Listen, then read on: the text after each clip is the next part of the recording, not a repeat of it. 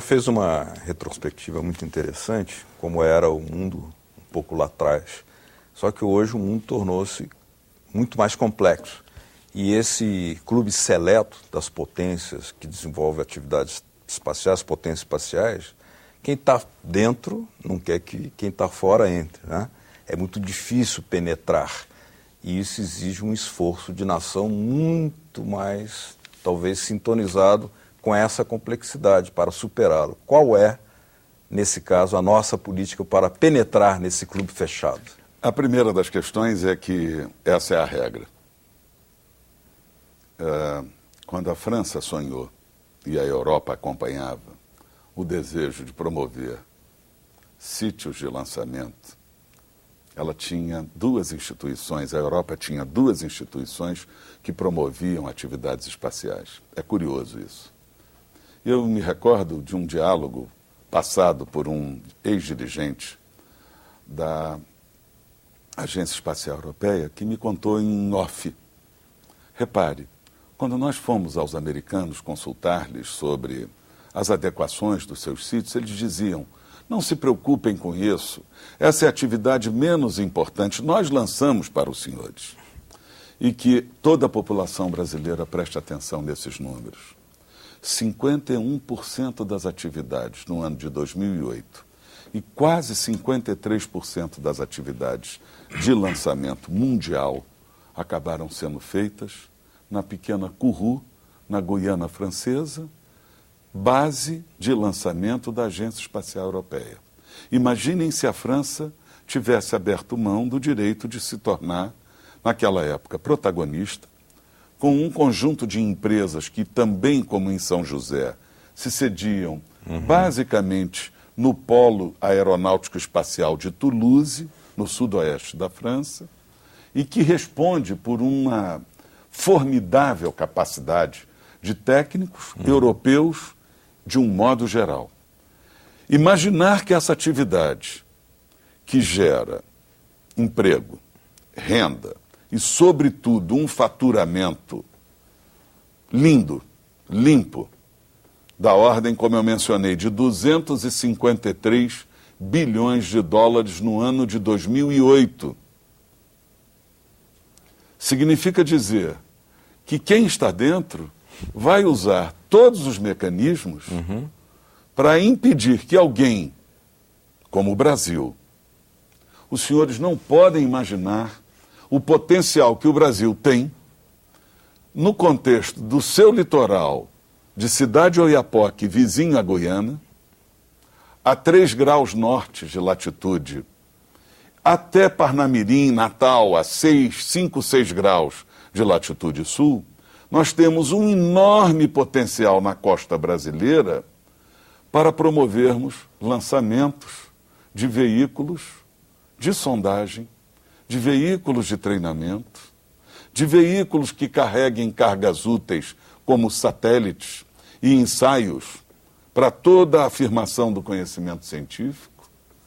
E vejam bem, pela proximidade da linha do Equador e sem vizinhança à nossa volta, nós temos uma economia já declarada no programa Cidadania passado da ordem de 30% do custo do combustível de um foguete do tamanho do foguete Ciclone 4 que o Brasil estará fazendo em cooperação, baseado em tratado binacional com a Ucrânia, reafirmando o conceito que em espaço, da mesma forma que existem barreiras aos entrantes, existe uma concha, uma janela de oportunidade representada pela possibilidade da cooperação internacional.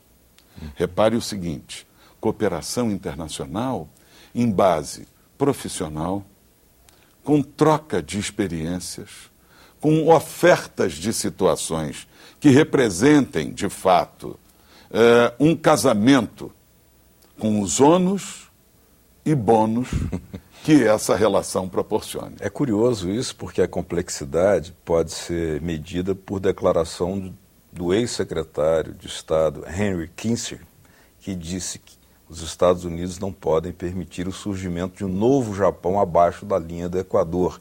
Em termos espaciais, por onde é a janela em que as nossas possibilidades nos permitiria, digamos, alavancar essa entrada no Clube Celel? A primeira porta na cadeia espacial é a chamada base física, chamada de sítios. Esses sítios demandam investimentos que, na série histórica brasileira, monta alguns milhões de dólares. É de pouquinho em pouquinho que a galinha enche o papo. Mas, enfim, esses investimentos feitos de forma errática e de forma não programática acabaram determinando que parte deles tivessem, para sua efetivação, que ser totalmente atualizados. Por essa razão, construímos uma nova área de lançamento, reconstruímos a existente, montamos as condições adequadas para que o Brasil, a partir de Alcântara, possa lançar foguetes de pequeno e médio porte.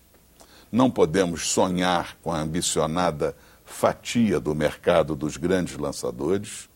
Saber fazer o seu nicho representa uma estratégia que no negócio espacial vale bilhões de dólares economizados. E mais do que isso, saber que existe uma demanda para volumes de pequena monta, satélites micro, nano e de pequeno porte, que para serem lançados esperam uma eventual vaga no foguete de grandíssimo porte, que o mercado mundial determinou como uma estratégia, seja em Baikonur com a Rússia, seja em Taiwan com a China no longa marcha, menos comercial, seja com os Estados Unidos em suas diferentes bases. Países do porte do Brasil podem ter mais de uma ou duas bases, como ora nós temos. Mas melhor do que isso, esse pequeno nicho pode representar, de um ponto de vista negocial, um modo de pagar o pequeno orçamento que nós ainda dispomos para todas as atividades mencionadas, seja da fixação desses sítios, primeiro, seja na construção de veículos de sondagem ou lançadores de carga útil. Eu vou exemplificar. Quando a gente fala veículos, eu estou me referindo, na linguagem coloquial, a foguetes. Não foguete armamento, mas o foguete que carrega vida, esperança, inclusão social, sem demagogias.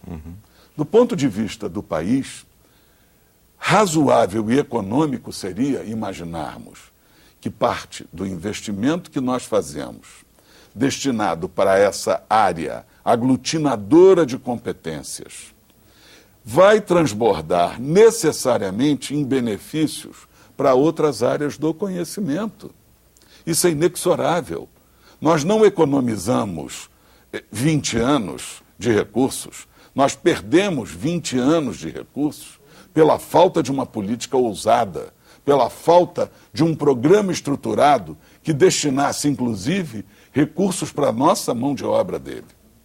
É inacreditável que nós não tivéssemos uma rubrica específica para formar, manter e garantir a continuidade dessa mão de obra aplicada no Instituto, no Centro de Excelência, na universidade, do lado da atividade de pesquisa e conhecimento nessa mão, e do lado industrial, fomentando uma verdadeira demanda que desse às indústrias a certeza de que elas vão existir e encontrar um mercado para funcionar e contratar. Mas esse gargalo já está superado. Desde 2008 nós vemos e enxergamos essa história da ausência dos recursos, da garantia da fixação dos recursos, do impedimento da saída desses recursos. O Programa Espacial Brasileiro tem idade média de 50 anos. É jovem. É jovem se nós compararmos a nova curva de vida do brasileiro. Mas eu precisaria ter uma geração com 25 entrante no programa, ávida para absorver e garantir a continuidade dessa avenida chamada Programa Espacial. Por quê? Porque no momento que eu tenho uma população que envelhece no Instituto Nacional de Pesquisas Espaciais, o INPE, 50 anos de vida, quase. No ITA, no CTA, o ITA completou esse ano 60 anos de vida. Forma 100 excepcionais engenheiros, há muitos anos. Eu precisaria dar ao INPE uma escala de formar, na escala de milhares, com o mesmo grau de excelência que nós precisaríamos ter para atender esse programa. Vejam bem, a demanda da mão de obra do segmento espacial não será nunca equivalente a um setor infraestrutural de base. Ela é seletiva, ela é rica em formações específicas, com denominações de carreira própria. Do ponto de vista legal, eu deveria ter um meio de poder permitir a esses profissionais que se ausentam do programa que pudessem retornar para o chão de fábrica para ensinar a uma nova geração de tecnólogos, profissionais e engenheiros aquilo que eles precisam saber para fazer desse programa um orgulho do nosso país. Ok. Queria agradecer muito a presença aqui do Dr. Carlos Gunning, que é o presidente da Agência Espacial Brasileira. Muito obrigado. Estaremos sempre de portas abertas e acompanhando essa importantíssima atividade da nossa nação. Eu que agradeço, desejo que nós tenhamos oportunidade de fato retornar da próxima feita para comemorarmos os feitos do programa de forma mais contundente, mais objetiva, mas, sobretudo, com atitudes proativas que façam a sociedade brasileira, a sua casa legislativa, entender que sem parcerias do governo, parcerias com aqueles que fazem as leis, com aqueles que construam o arcabouço da cooperação, seja no nosso país, seja no exterior, que nós possamos convocar a sociedade brasileira a desempenhar um papel protagonista numa atividade que, sem ela, nós teremos a certeza de que aquele país grande mencionado por critérios de população, por área e produto interno bruto, possa, de fato, se transformar num grande país. Ok, muito obrigado então, Dr. Carlos Gunning. Muito obrigado também a vocês de casa que nos acompanharam. Caso queiram entrar em contato com a nossa produção, aí na tela está uma forma de fazê-lo, www.senado.gov.br/TV. Obrigado mesmo pela sua audiência. Até o próximo Cidadania. Tchau.